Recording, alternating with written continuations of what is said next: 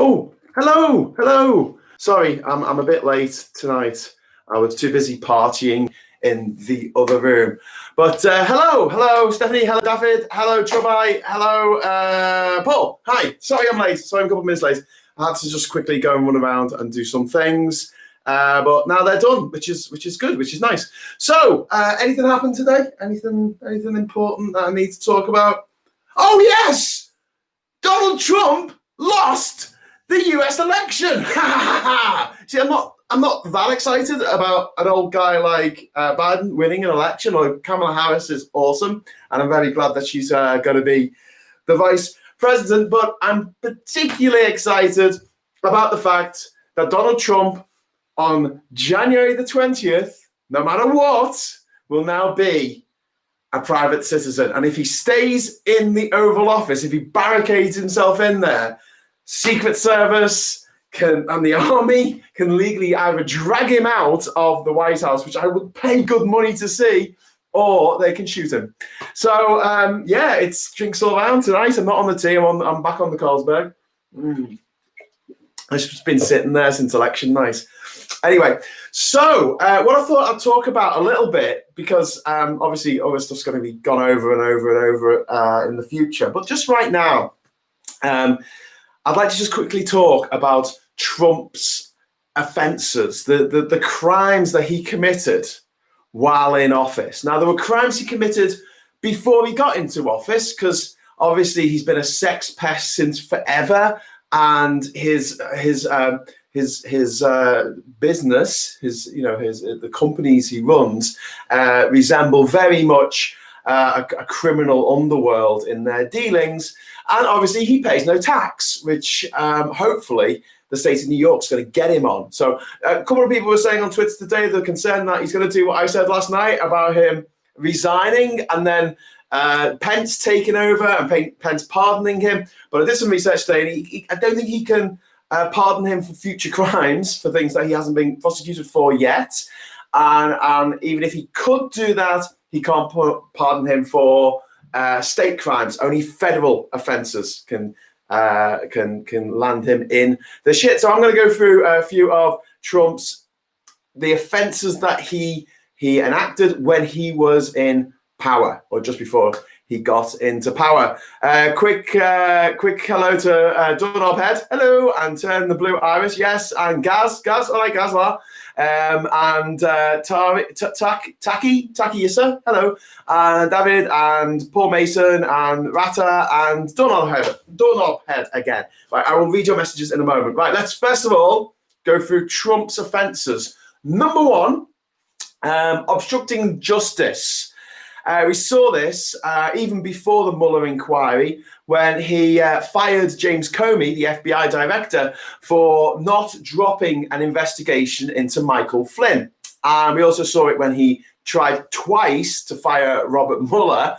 And in the Mueller report, the Mueller inquiry, it said, and this is a quote, very substantial, that was the word, evidence of obstruction of justice by Trump in that inquiry.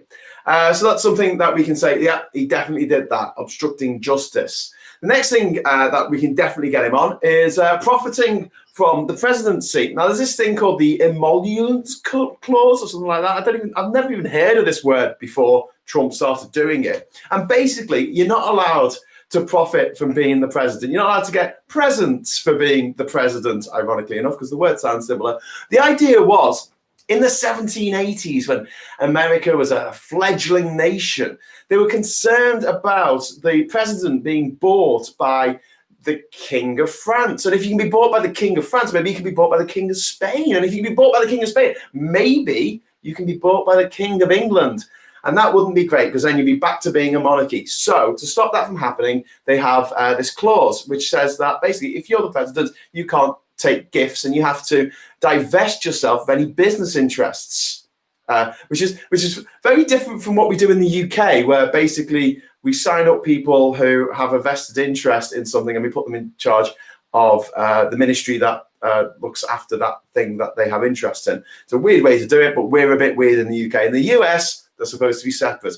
You're supposed to divest yourself of all your interests, which is why Jimmy Carter had to put his potato farm into what they call a blind trust, which means that you have no say in it, you get no profit from it, you just let it tick over. And then when you stop being president, you get your farm back or you get your business back and you can continue running it. But while you're president, you're not allowed to touch it and you're not allowed to make any money from it. And what Trump has done is he's not only not given up his business interest, but shockingly, he has got foreign dignitaries when they come over to stay at his hotels, making money from the hotel that he currently owns by getting them to stay there. He's also made money, loads of money out of the US taxpayer, paying for the Secret Service and everyone to go to Mar-a-Lago down in Florida, where he's flown every other bloody weekend. Take that environment to have parties with his presumably, I don't know, some might say, how can I put this? Convicted paedophile friends. Oh no, he's dead.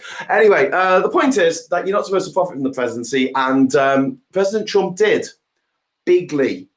Also, while we're on this subject about his relationships with other countries, he has solicited foreign interference in US elections twice. He's done this twice in both elections. In 2016, not only did he stand up in front of everybody and say out of his own face, so you can't say it's fake news, that he wanted Russia to hack Hillary Clinton's emails. His opponent's email. He said, Russia, can you hack these emails for me? And it's like, I'm sure that's wrong. I'm sure you're not allowed to do that, but whatever. His son, Donald Jr., had a meeting with a load of Russians to dig up dirt on Clinton while they were going on. I mean, you got to remember the Watergate scandal was all about an election that Nixon was trying to get on his side, 1972 election, and Nixon wanted to know what the Democrats' plan was for the election, and so through a few middlemen, he paid some burglars to go in and steal the documents so they could find out what their action plan was. And that, to me, seems like exactly the same thing as asking someone to hack someone's emails so you can find out what they're doing. Do you not think? I think that, but, I didn't vote for Donald Trump. About 70 million people did, which is, I'm trying not to think about that. 74 million people didn't, and that's the important thing. Anyway, so in 2019, he then got on the phone to the president of Ukraine. Ukraine, which is a country that in the last few years has been invaded by Russia. It's had the Crimea annexed from it. It's had this Donetsk region in the east of the country has been in this brutal war for a long time. These, this stalemate that's been going on. It's not somewhere you'd want to live right now. And Donald Trump has $400 million to give them in aid, in military aid that's been signed off by the government, by the House and by the Senate. And he says, listen, I've got this money for you, but what I want you to do is dig up some dirt on Joe Biden, almost specifically Joe Biden's son Hunter. All right, dig up some dirt, and then you can have the money, which is blackmail, which is bribery, which is corruption beyond the pale, again, trying to interfere with the results of a democratic election. I mean, objectively, if you went up to someone in the street who didn't know anyone and said, hey, if this guy did this, what would you think of that? They'll go, oh, that's wrong. But because of the footballification of politics, and we go, oh, no, he's on my team. No, he can't do any wrong. Well, there's some more things that he did wrong. Advocating political and police violence. He said to police to duff people up, as bang their head as they go into a police car. He then said that the people in these neo-Nazi scumbags in Charlottesville who killed a woman, and he goes, oh, they were fine people. He called them fine people. Imagine George W. Bush standing on the wreckage of the World Trade Center and saying, well, these Taliban, these Al-Qaeda motherfuckers, that you've got to remember, they're fine people. There's fine people on both. You'd be like, what? I remember everyone giving George W. Bush shit, quite rightly, for calling them folks. And the joke was at the time, he wanted to call them fuckers, but he went folks like that. But even that was like far too nice for what these people had done and what they'd organized and then the carnage they had caused. But, fine people, according to Trump. And then you got obviously abuse of power, going back to Ukraine, but also there was a mayor, what's his name? Not a mayor. There was a police guy called John Arpaio. I'm probably pronouncing that completely wrong. And he had a court order to stop detaining people and arresting them for the colour of their skin. And he violated that court order. He was found in contempt of court, and he went to, I think he was supposed to go to jail. And Trump pardoned him, which is outrageous abuse of power. And then, if that's not enough, he then commuted the sentence of Roger Stone, who was convicted of helping Trump be a corrupt motherfucker. It's like, are you there? And very reminiscent of Gerald Ford pardoning Richard Nixon for the crimes that he committed in the Watergate scandal. Anyway, engaging in reckless conduct. Here's another one for you. So here's what I mean. Right? You've got to understand, the US president is the most powerful person in the world, most powerful human being in the world. They're not just the head of the American government, they're also the head of the American state. They are the figurehead of an entire nation of 330 million people. They're also head of the military, head of the army, head of the Air Force, head of the Navy, head of the Coast Guard, head of the FBI, head of the CIA. They've got so many fucking hats on, they stretch up into the sky. And this guy, this Trump motherfucker, goes on Twitter and he tweets, hey, North Korea, I'm going to nuke you all. Ha, ha, ha, ha, ha. And if I did that, I'm sure Twitter would be like, oh, that's threatening. That's threatening violence, that is. And I don't have an arsenal of nuclear weapons. Trump does.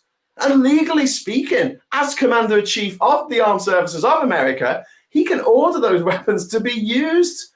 I'm hoping that people would hold him back, but, you know, he's still got another, 70 days in office? They're going to be a long 70 days, I'll tell you that. Anyway, next up, I've got persecuting political opponents. And this is something going back to, Clinton. He didn't just ask the Russians to hack her emails. He also asked the Department of Justice and the FBI to put pressure on them to investigate her, and they found nothing. Do you know what they found out? That Hillary Clinton is really, really, really, really boring. That's what they found out. If someone hacks my emails, oh my God, you don't want to know what's in there. But she hasn't even given a library book back late. I mean, it was just bonkers. They're like, oh, find something on it. And I'm sure if someone trawled through your trash cans or rubbish bins enough, they would find some dirt on you.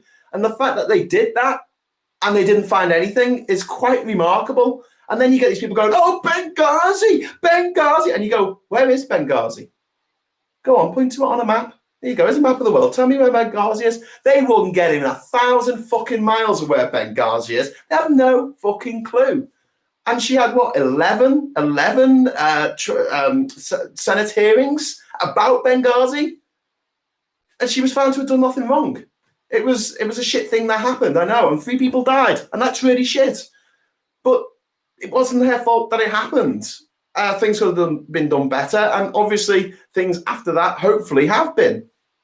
But oh my God, if you're going to blame Clinton for Benghazi and what happened there, how can you not blame George W. Bush for what happened on 9/11? Especially when the day before, one of his cronies was, I've forgotten his name now, bloody hell. It's how long ago George W. Bush's reign of terror seems to be.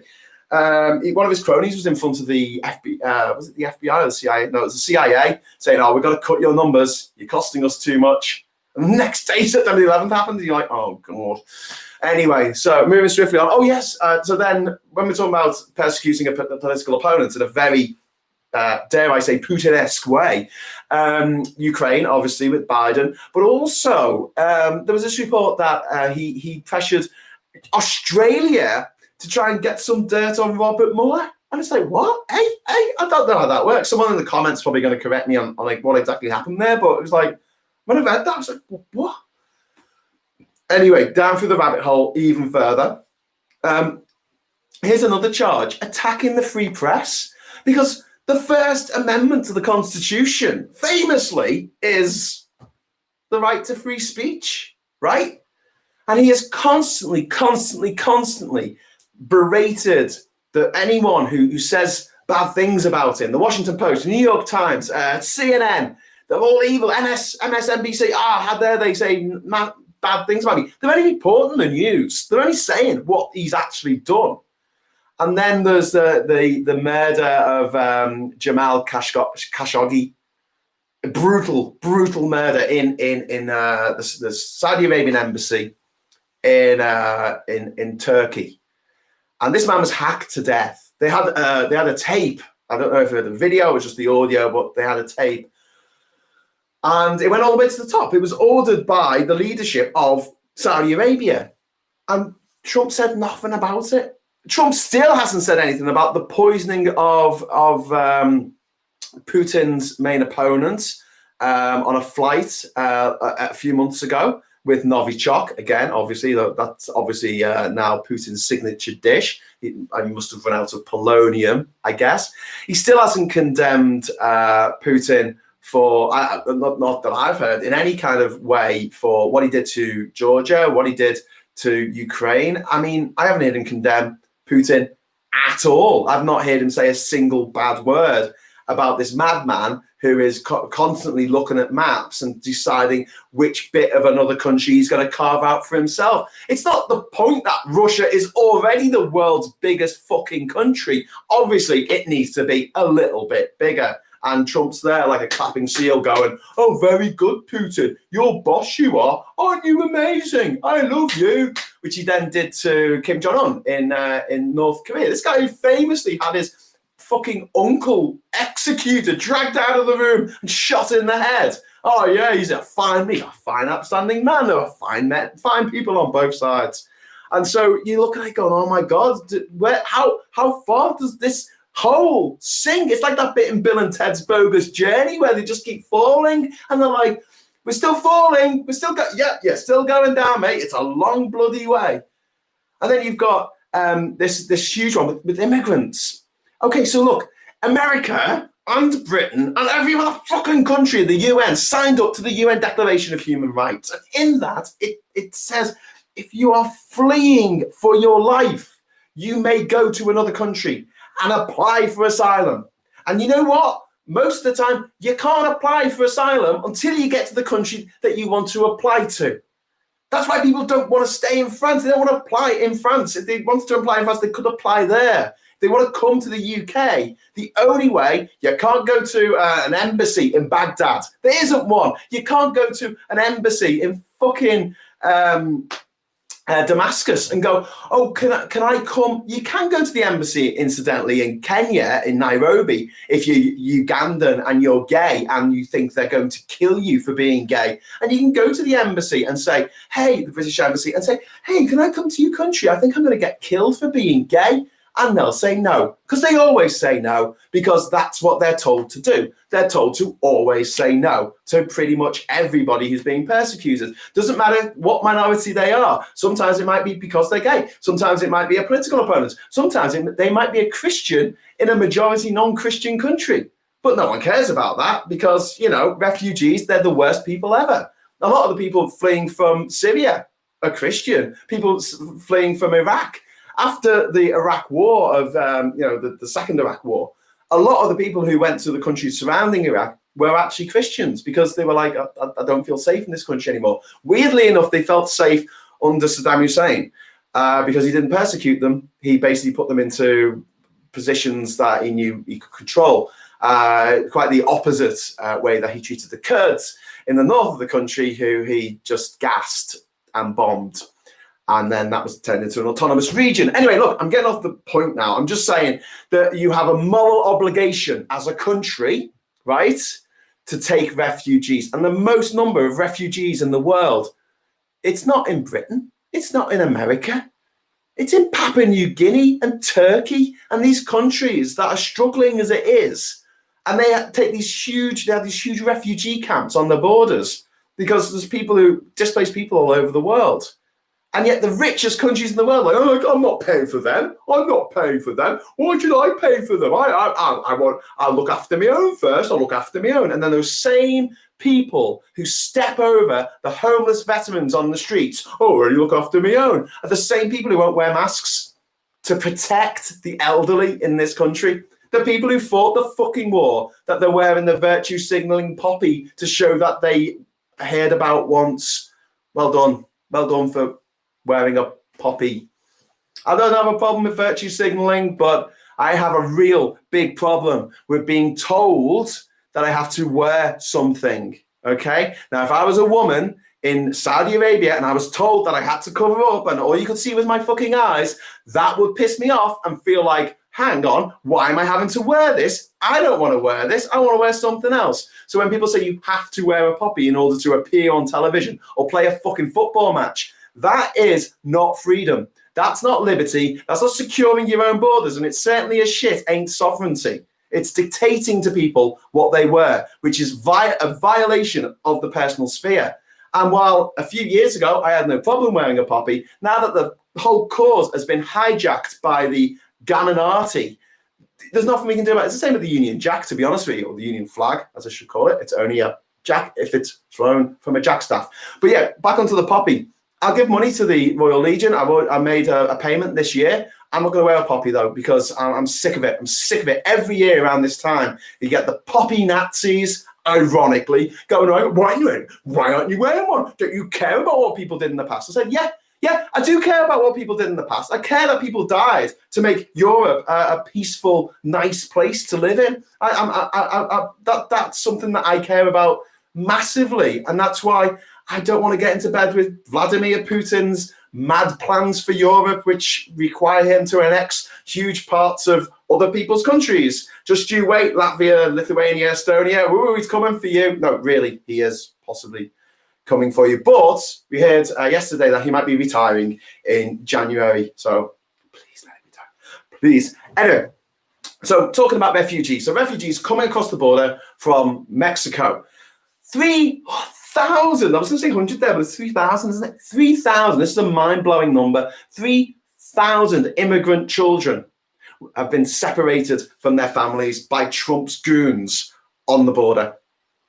Those children were put in cages. Not all of them, but a lot of them are put in cages. And over 500 of them, they lost the fucking paperwork or never bothered to write it down of who their parents were. And they're now orphans. They're now orphans because of Donald Trump.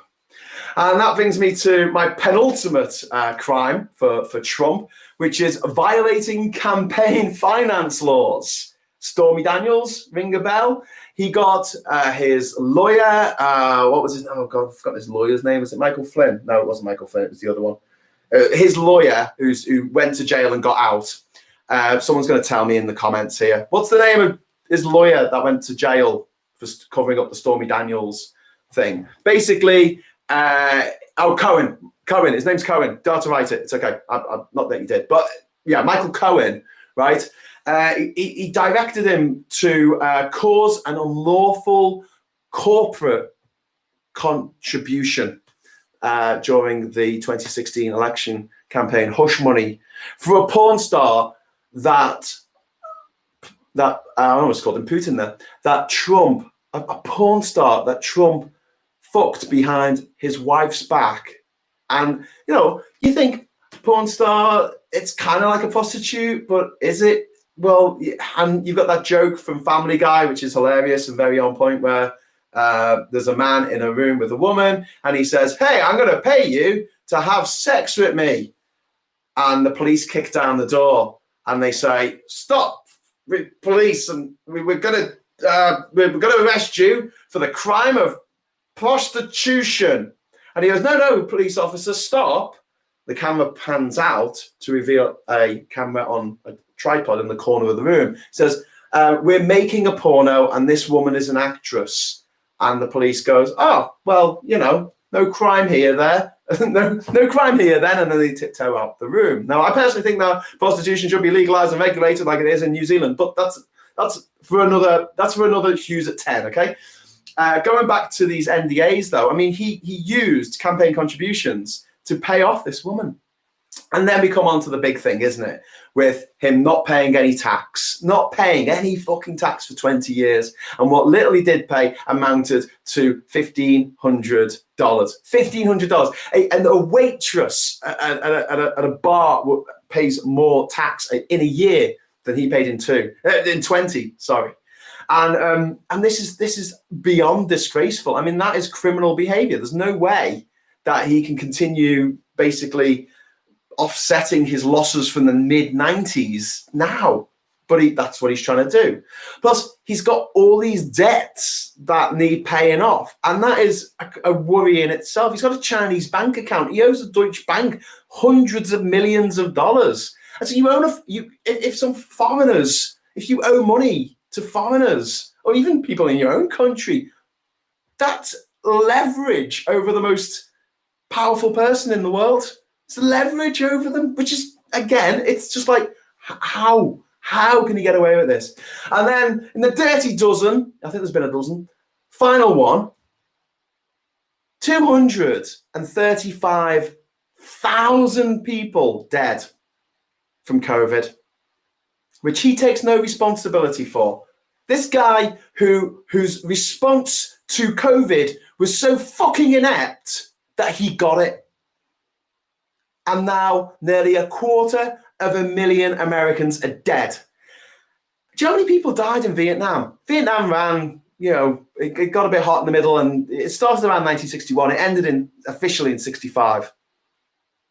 And that killed 68, I think either 58 or 68,000 Americans. And people were outraged. People were marching on Washington, screaming, stop killing our boys. Bring our boys home. Why are we fighting this fucking war? What the fuck? How can we let this many people die on our watch?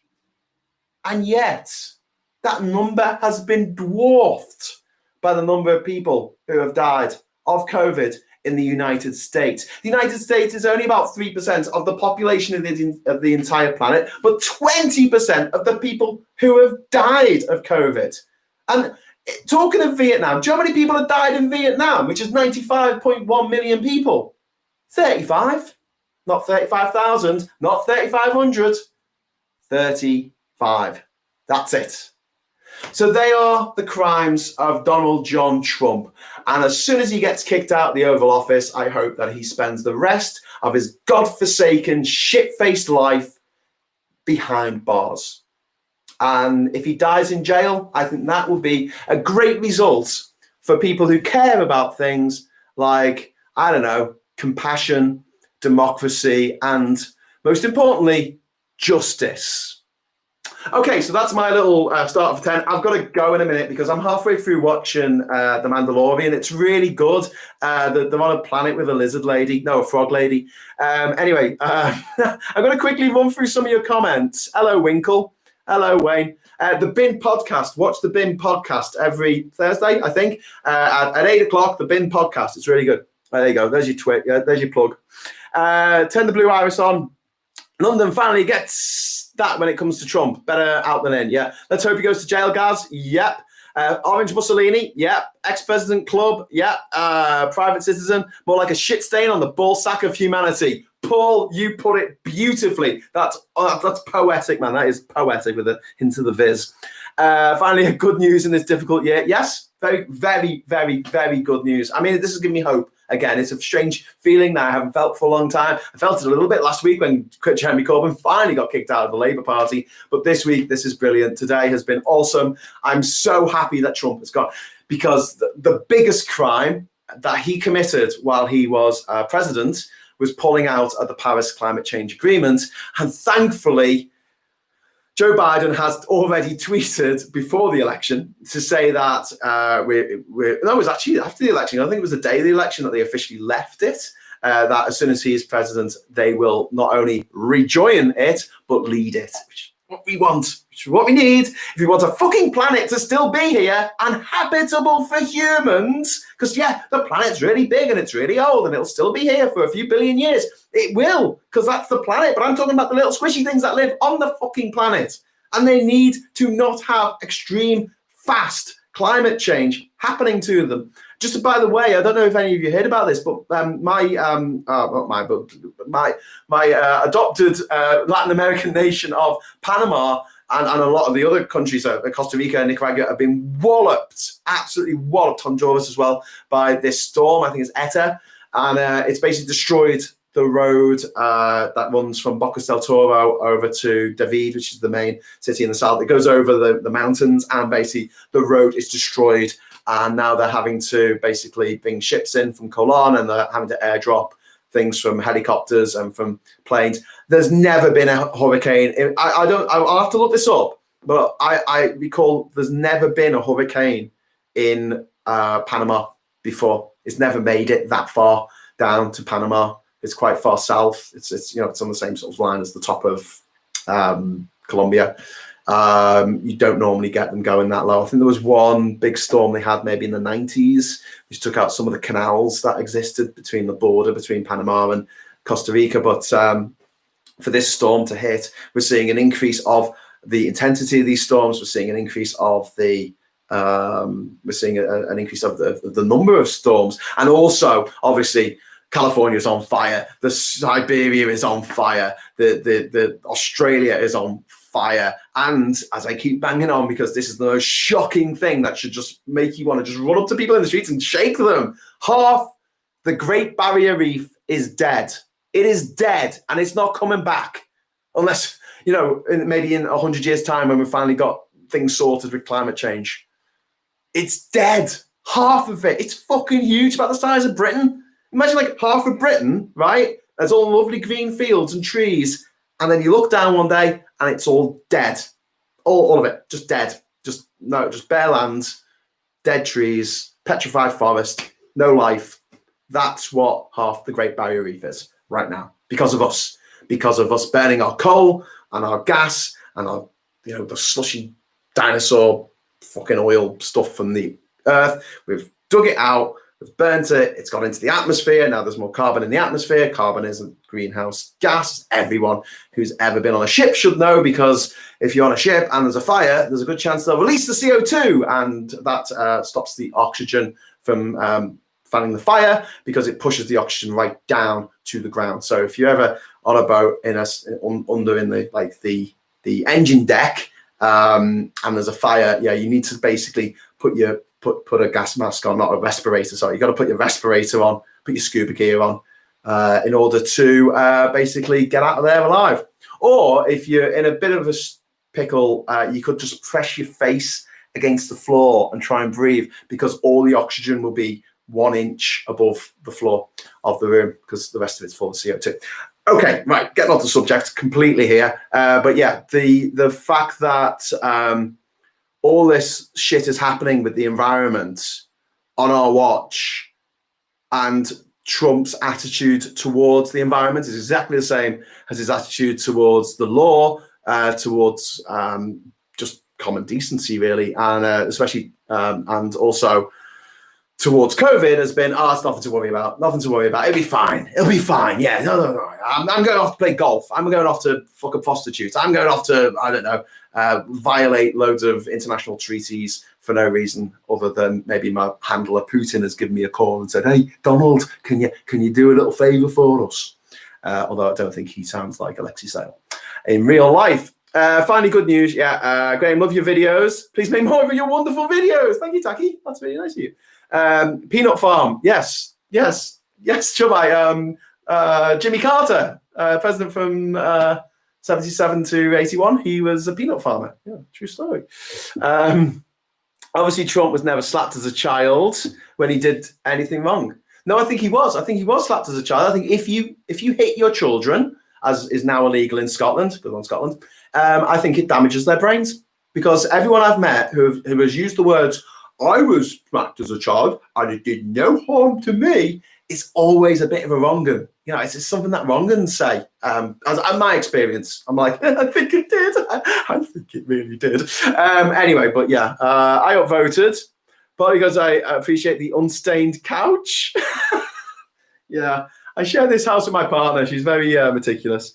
Or watch All the President's Men. It's a good movie. It's a fantastic movie, All the President's Men, with Robert Redford and Dustin Hoffman. Great movie. And of all the films that have all in the title, All the President's Men is the only one out of All Quiet on the Preston Front. That was a great film. All Quiet on the Western Front, All About Eve, and All the King's Men to not win the Best Picture Oscar. True story. It's the odd one out. All right. Same goes for that's right, Kevin. People, what do you think Trump will do before January? I think that it's very likely that he might resign, David. I think he might resign and then say, I've resigned, and Pence becomes president, and then Pence pardons him, or tries to, at least. I don't know. Either that, he's going to sit in the Oval Office and strop, go on about the injustice of it all. But what I think has been quite good today is the lack of armed lunatics going around shooting the place up, which obviously makes everyone breathe a sigh of relief. And also the lack of support for Trump and his lunacy with saying that they can't count these votes. Don't forget that the people counting the votes in Republican-held areas are Republicans. And it's a bipartisan process. There's Republicans there. It's not just the Democrats counting their own votes. It's like there's Republicans there. And they're getting a bit pissed off with Trump going, oh, it's not fair. It's not fair. They're not doing it right. And they're like, we're Republicans. We're on the same side as you. If they were doing something unfair, we'll let you know. Not bad. Don't make anyone else say that. It just happened to us as well. Sorry, yeah. Republicans tend to be more petty than Tom. Very good. I like that. Right, I'm going to have to quickly go through all this because I've got to go in a minute. Poppy Nazis. Oh, shit. I'm going to get in trouble for that, aren't I? I can see my viewership going down. Lock him up. I was in Vietnam this February this year. Everyone was wearing masks. Yeah, Gaz, I appreciate that, mate. I mean, they just did it right. Man meets alien eggs meets Harry Potter spider. What? Amen. Okay. Oh my God, there's so many messages. I know, it's disgusting. They can't claim not to know who he is at this point. Yeah, that's from Betty Biscuit. I mean, it's just staggering, isn't it? They're like, here's all the terrible things Trump has done. They're like, oh no, but it's fake news. No, but he did it. Here's a video of him actually doing it. No, fake news. I don't need to see that. It's a deep fake. I know because I'm part of QAnon. Yeah. By the way, most Biden supporters were wearing face masks, but social distancing is not really part of the plan, judging by the footage. The Biden supporters out on the streets again, like with the Black Lives Matter protest. You kind of like watch it going, yes, good. Be on the streets and make your voices heard, and at the same time you're thinking, please just stay 2 meters away from each other and wear masks. Did anyone see Bette Midler's song on Trump she released today? Oh no, I didn't see that, but I'm sure it would be funny. I like Bette Midler. As a correspondent said in an interview in the New York Times, what's amazing by being here is to realize that things are obvious in Europe is not here. It's like we live in different worlds. Well, there's the same with Brexit. Every other place that I've visited since the Brexit vote, which includes every single country in Europe, because I'm nothing if not a completist, people I spoke to, they could see all this stuff. They could see all the stuff that was going to happen to Britain. It was going to be an absolute fucking disaster, which I'll probably talk about a bit more tomorrow. I might talk about Trump's loss in this election and how that impacts Brexit. And already you're seeing the Brexit alphas, like or betas or gammas or omegas, Nigel Farage saying, "Oh, this is terrible for Brexit." Oh yeah, it was going to be great until this happened. It was going to be absolutely fantastic until this happened, and now it's not going to be fantastic. And as someone pointed out, actually, we're probably going to get a fairer trade deal for the UK through Biden than we will get from Trump. Just that's not saying it's going to be a good deal, but it'd be better than the one we get through Trump because he'll try and screw us because that's what he does. He just tries to fuck everything. That is going to be his epitaph, isn't it? Donald Trump tried to fuck everything. He did manage to fuck a lot of things, but not everything, thank God. You gotta love her. She's flamed him on Twitter for his 4 years in power. Good. Okay, CO2 is at the bottom, oxygen is at the top. Oh, sorry, T. Am I getting my science wrong again? I'm sure they said. I'm sure that the CO2 pushed the oxygen down. Oh, okay. I'm probably talking shit. The CO2 sinks to the bottom, so just get out. Okay, all right. Listen, ignore what I said about if you're on a ship and they release the CO2. Apparently, it doesn't go to the bottom. It pushes the oxygen to the top. So just get out. Just leg it. Just hold your breath and run as fast as you can. The CO2 absorbed into the water, making it into sparkling water. Yeah. Well, yeah. Actually, the carbon's making it acidic, isn't it? It's and the heating up is making it acidic as well, and the increased acidity of the ocean and the increased temperature of the ocean is what's driving the absolute desolation of the coral reefs and coral reefs around the world, unfortunately. Trump leaving White House. Okay, I'm off to fuck up something else beyond recognition. Yes. Graham, do you think Biden would pardon Trump for his crimes? Oh, that's such a good question, Godfrey. I think that he would be minded to, because he wants to be seen as the president who heals America, who brings the divides of America together, and that he might see that as a way of doing it. And funnily enough, that was the excuse that Gerald Ford gave for pardoning Nixon. However, Gerald Ford was kicked out in the next election by Jimmy Carter. So, yeah, that's all I can say about that. I think he might. I don't think he should. And I don't think that it would have the effect that he would want. I think the best place to put Donald Trump is in a fucking box, preferably at the bottom of the ocean. Just get rid of him. Just get him off the scene, because otherwise he's going to run again in 2024. So someone said, I love this banner. It said Biden 2020, and underneath it said Trump 10 to 20, which sounds about right, because then hopefully he'll actually cark it in jail. So yeah, I hope he doesn't get pardoned. You're probably thinking of smoke rising. Yes, T, I was thinking of smoke. Sorry. I don't really see any positive about leaving the EU. We're screwed. Guys, you're completely right. We are completely screwed. But, Scotland's going to be able to become independent, and it'll be less screwed. And then Northern Ireland will be part of Ireland again, and it will rejoin the EU as part of Ireland, basically the same way that East Germany joined the EU, well, the EEC, as it was at the time, because it was part of it became one country. It got dragged in by West Germany.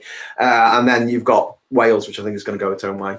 And at that point, I don't know, if things haven't sunk in just how bad an idea Brexit was, then I'm still mortified that after the absolute cack-handed handling of COVID-19 in the UK, and with 46,000 people dead, with the A-level fiasco, with the absolute insane amount of money that's been given to the mates of MPs and the spouses of MPs, and like wives of MPs getting all this fucking money to fuck things up. And yet they still, although you're seeing them go down in the polls, they're still at 35%. I mean, still over a third of the nation's going, yeah, they're doing the best they can. They're doing the best they can. You know, I keep saying, it's like, that's what you say about your kid when they come second in a fucking sack race. Not to the leaders who are supposed to be, I don't know, leading us out of this bloody mess that they got us into. And when you look at somewhere like Vietnam with its 35 deaths, or like Thailand with its 59 deaths, or like New Zealand with its 25 deaths, you just look at this going, something wrong here. There's something wrong. But trying to get everyone on board with that concept is, it's a bit tricky. Okay, so yeah, I'm really wrong about the CO2. I'm really sorry. I fucked that up. I should have said that it's smoke, and basically you'll be able to breathe at the bottom because that's where the smoke goes up. So basically, yeah. I was getting two things mixed up. I make mistakes. Hey, I'm not. This at least you know there's no auto cue, I guess. Have you had the Farage 10 grand loss celebration? Yes. However, so for those of you who don't know, Nigel Farage had a sign saying "I'm a wanker." Oh no, that was a Photoshop. But the original sign said, "I bet $10,000 on Donald Trump, or £10,000 on Donald Trump." And everyone's like, "Ah, you just lost all your money." But the thing is that Nigel Farage, for 20 years, was a MEP. He was in the European Parliament, in the European gravy train, as he liked to call it. Farage is a man who was born a millionaire. He went to a posh private school, or I can't, can I say this? I don't know. It's my podcast, I can say what I like. Or cunt farm, which is what I like to call them. He then worked as a city banker, enriching his rich metropolitan elite friends. And then he went to politics and made a shitload of money. And so that's part of that £10,000 that he spaffed up the wall betting on his man Trump. It's probably part of his EU pension, which comes from the £39 billion that the UK paid the EU which we said we were never going to, well, we didn't say it. Boris Johnson, the known liar, who just literally lied, every sound that comes out of his fucking face is a lie, said we're not going to pay that. We're not going to pay that 39 billion. Yeah, we've paid it. And part of that was pensions for our MEPs that we agreed to pay. So basically that's our taxpayers' money that he's now betting on bad bets. So embezzlement, is that embezzlement? Oh, it should be embezzlement. If I were in the world, it would be. Okay, I said, honestly, I promised my girlfriend that this would only be half an hour, and I'm already up to 48 minutes, although I was 2 minutes late. Pest blah, blah, blah, blah. If you ask an Aussie, they'll tell you it's even worse. I died in a boat fire, but you did your best. So sorry, Ian. I'm sorry, I didn't mean to kill you. Well done, typing from heaven. People die in ships because of lack of oxygen, usually due to absorbent by cargo or bare steel. Oh, that's interesting. Fanny Farm has a nice ring to it. Okay, I'll call them Fanny Farms. Yeah, okay. Yeah, and then children can watch this. It's not from the EU pension. It's the donation of the Brexiteers. Lol. Well. Yeah. Well, that just shows that a fool and his money are soon parted, which is just the mantra for a lot of things going on in the world right now. I think what happened was all those Nigerian scams, the email scams, were so successful that a lot of politicians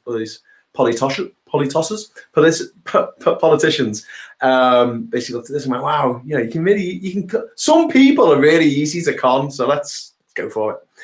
Graham, spot on. We need more people talking to you, making sense now that Christopher Hitchens is not dead. He's simply unavailable for interviews at the moment. Now, I remember when Christopher Hitchens died, I was in the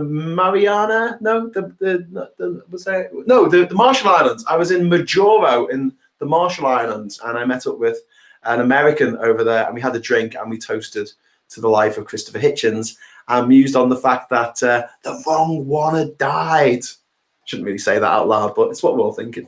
Anyway, he was my hero. Gaz, he was awesome. I mean, he wasn't right all the time. There were things that I disagreed with him about, but the way he structured an argument and the way he put him across and the force and the passion, it was a thing of beauty. And his hitch slaps were just, they're just so good. So like one line put downs to these fucking morons, putting them in their place. If you ever get a chance to watch Christopher Hitchens take on George Galloway, it is fucking awesome. Okay, I'm going. Stop asking me questions. Do you think Trump will leave the US after January the 20th? Well, he's going to jail if he doesn't, but I don't know what country will have him. Probably Russia. What's your opinion about Brexit now that Biden is going to be in charge? I think Brexit's fucked. But then I thought, I've been thinking Brexit's fucked for 5 years now. So, it's not really changed my opinion on it. It's still just going to be as bad as it always was going to be, because it's a terrible, terrible idea to put up trade barriers with your biggest trading partners. And on top of that, turn around and go, hey, you were my biggest trading partners. Now you're my biggest trading rivals, especially when your trading rivals are several times bigger than you. Bad idea. Yes, confined training this week. What? Confined training this week? Explain that. Okay, sure, bye. Great. Right, okay, I'm off. I'm going. I'll see you tomorrow. We've got loads to talk about. Obviously, these Hughes at 10s are going to go until hopefully the end of lockdown, unless for some reason I can't do one day. And so thank you all for watching. I really appreciate it. I haven't set up a Patreon or anything yet. I've been too busy celebrating Biden winning and refreshing my fucking CNN site every few minutes to see, the votes going up. I haven't slept much this week, I've got to say, but no, it all worked out in the end, and it's a kind of a strange feeling to win for once. So I said to someone, as an Evertonian and a proud pro-EU person, I'm not used to winning. It's been a while. I've forgotten what it felt like, but it feels really, really good. So on that note, I will say thank you for joining me. I'll see you again tomorrow night, 10 o'clock, Hughes at 10. And I'll see you then, I hope. And also, yay, Biden won! Woo! Still got to press the button. Bye.